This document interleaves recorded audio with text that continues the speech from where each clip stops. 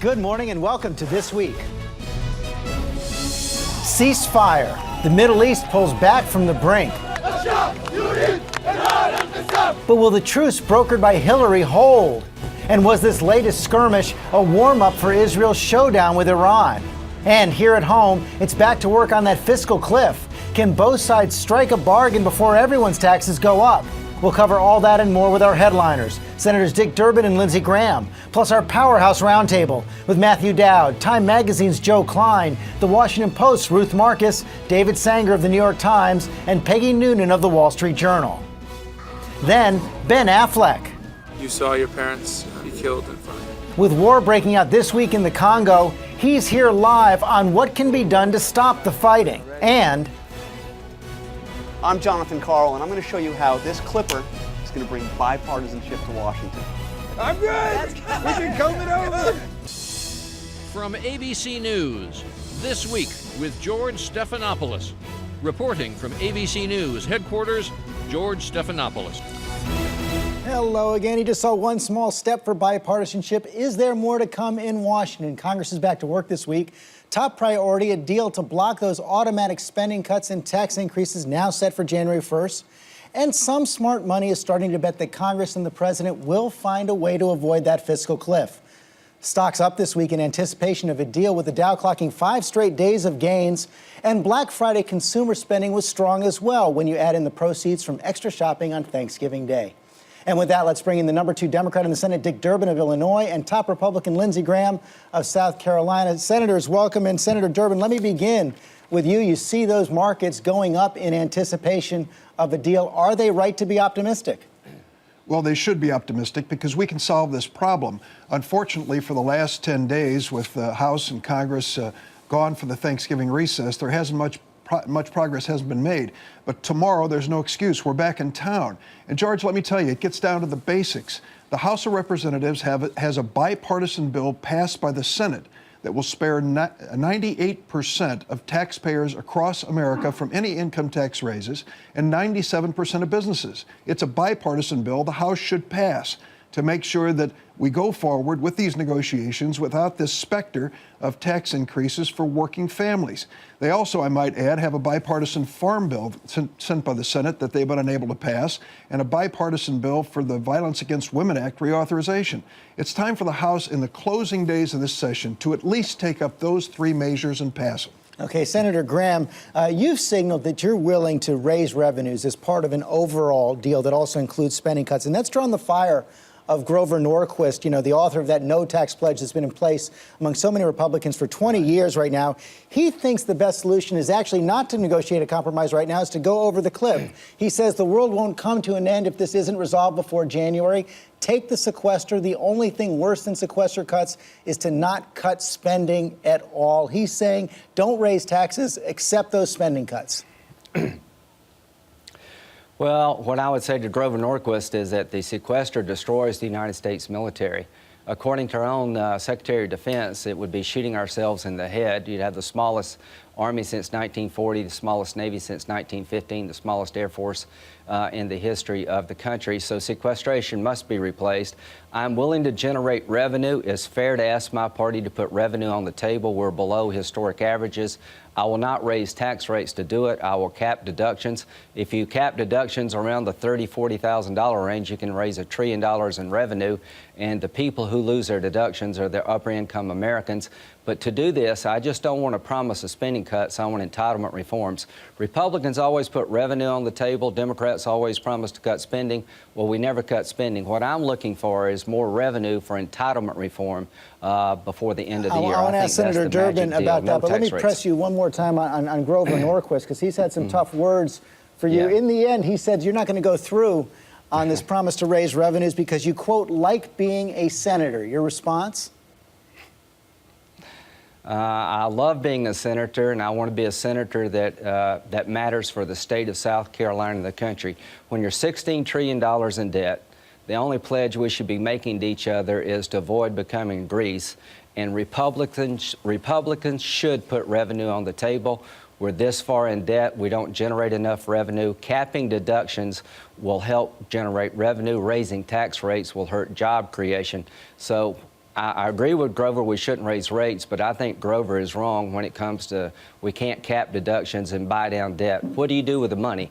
I want to buy down debt and cut rates to create jobs, but I will violate the pledge, long story short, for the good of the country, only if Democrats will do entitlement reform. Let's talk about that entitlement reform, Senator Durbin, because you see your allies in the Democratic Party are already starting to mobilize with ads from labor unions, the AARP airing across the country right now. I want to show part of it right now.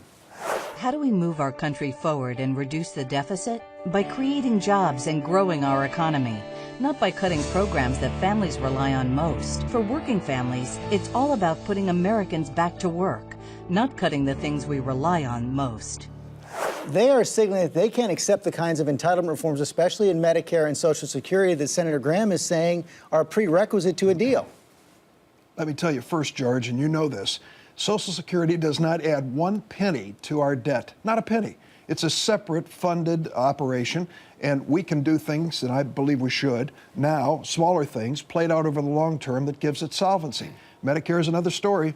Only 12 years of solvency lie ahead if we do nothing.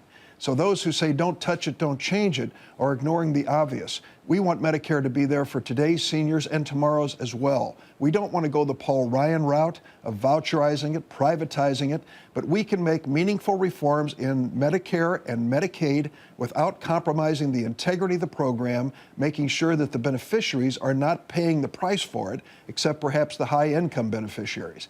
That, to me, is a reasonable approach. Let me salute Lindsey Graham. What he just said about revenue and taxes need to be said on his side of the aisle. We need to be honest on our side of the aisle, and as we did under Bowles Simpson, put everything on the table. Does that include raising the age for Medicare eligibility?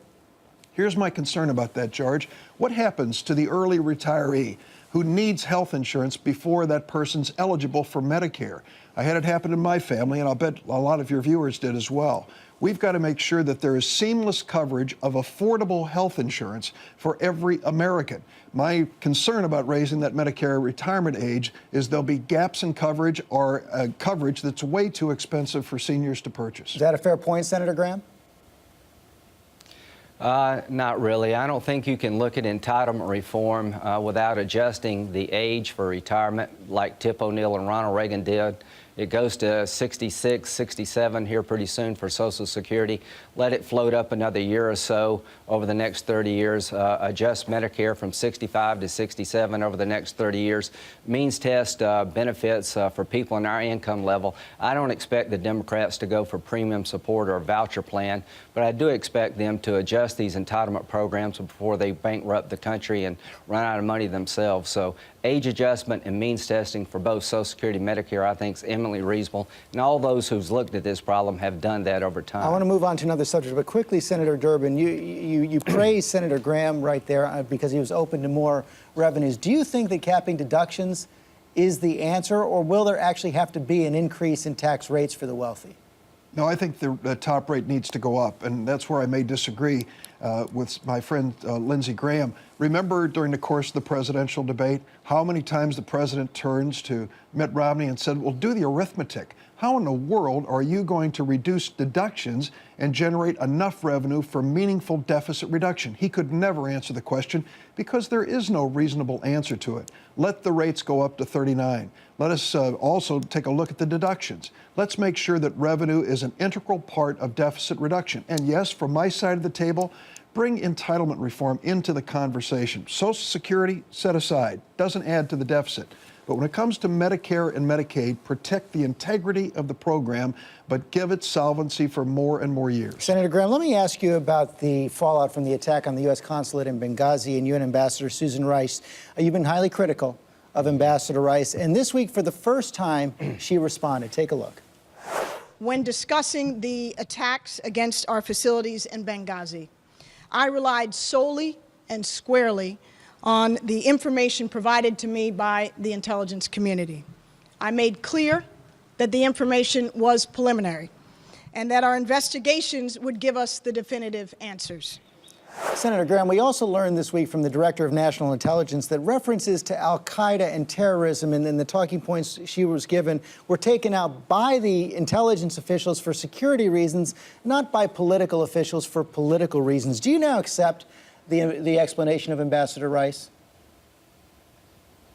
I don't believe that the best and current intelligence assessment on 16 September was that there was a spontaneous event in Benghazi based on a video that led to a mob that became a riot. The CIA station chief on the day of the attack reported in real time we're under attack by al-Qaeda affiliates. The president of Libya said on the day of the attack, on 16 September, al-Qaeda was involved. We've got drones. Released the video. We all know what a mob looks like in the Mideast. I am increasingly convinced. The FBI interviewed the survivors in Ramstein, Germany, the day after.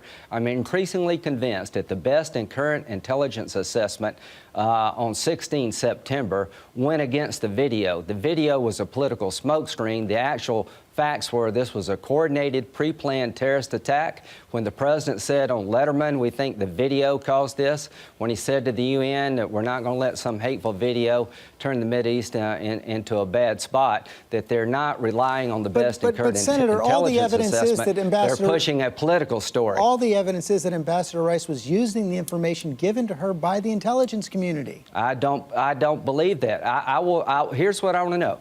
Have the intelligence community, not the deputies, the people on the ground, put in one pile all the evidence of a pre-planned, coordinated terrorist attack with al-Qaeda militia in one pot, and put in the other pot the evidence that this was a spontaneous mob created by a hateful video. I've seen no evidence. What did the FBI get from the survivors? They said there was never a mob to begin with. There were mobs in the riots in the Mideast, but none of them had mortars. None of them lasted for 7 hours. And why for 7 hours could we not help these poor people? Where was the Department of Defense? And when you look at the history of Benghazi, George, August 16th, there was a report coming out of Benghazi saying there are 10 al-Qaeda militias roaming around Benghazi. We cannot withstand a coordinated attack. This was on 16 August. The British closed their consulate in Benghazi. The Red Cross left. We kept our consulate open, unreinforced. There was an al-Qaeda storm brewing for months. I blame the president above all others. You're as forceful as ever. So do you still oppose Ambassador Rice's elevation to Secretary of State if that's what President Obama chooses to do? When she comes over, if she does, there will be a lot of questions asked of her about this event and others. But I do not believe the video is the cause. Is when 14 September, when Secretary Clinton told the families, we're going to put in jail the man who made this video, she should have said, I'm sorry we left the consulate open and it became a death trap. I'm sorry we couldn't help your family for over 7 hours. I don't believe the video is the reason for this. I don't believe it was ever the reason for this. That was a political story, not an intel story, and we're going to hold people accountable for a major national security breakdown 3 weeks before the election. That is our job. Senator Durbin, you were shaking your head there. Well, I could just tell you, if this were an NFL football game, the critics of Ambassador Rice would be penalized for piling on. For goodness sake, she got the report from the intelligence community.